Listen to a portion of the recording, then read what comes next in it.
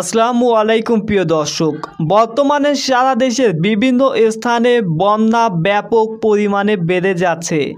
ফেনী, কুমিল্লা সহ প্রায় 11টি জেলার মানুষ এখন পানিবন্দী জীবনযাপন করছেন।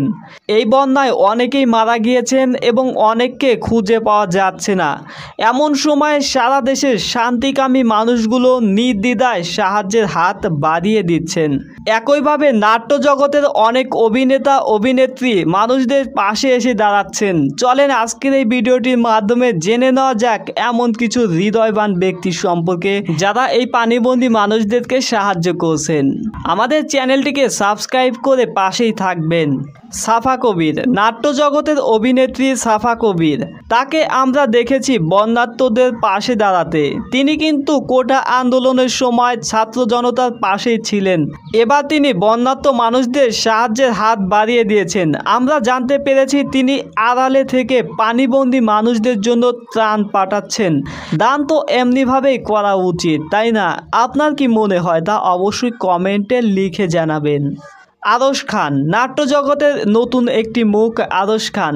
তিনি বন্যার্ত মানুষদের জন্য অক্লান্ত পরিশ্রম করছেন। নিজের টিম বানিয়ে সকল মানুষের জন্য খাবার ও বিশুদ্ধ পানির সরবরাহ করছেন।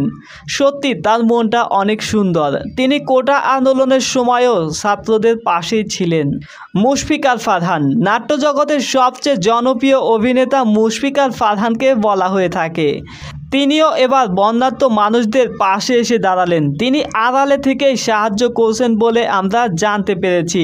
এছাড়া নাট্য জগতের আরও অনেক বড় বড় অভিনেতা অভিনেত্রীরা সাহায্যের হাত বাড়িয়ে দিয়েছেন, যেমন তৌসিফ মাহবুব, সাদিয়া আইমান, কিয়া পায়েল সহ প্রায় সকল অভিনেতা অভিনেত্রীরা।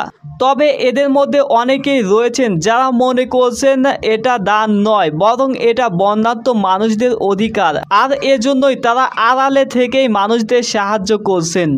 আসলেই এটা বন্যার্ত মানুষদের অধিকার, এজন্য আমাদের সকলেরই উচিত এই বিপদগ্রস্ত মানুষদের পাশে দাঁড়ানো। প্রিয় দর্শক, আপনারা যে যেখানে থাকেন, যেভাবেই থাকেন, যতটুকু পারেন ততটুকুই আপনি এই বন্যার্ত মানুষদের সাহায্য করুন। ধন্যবাদ সবাইকে।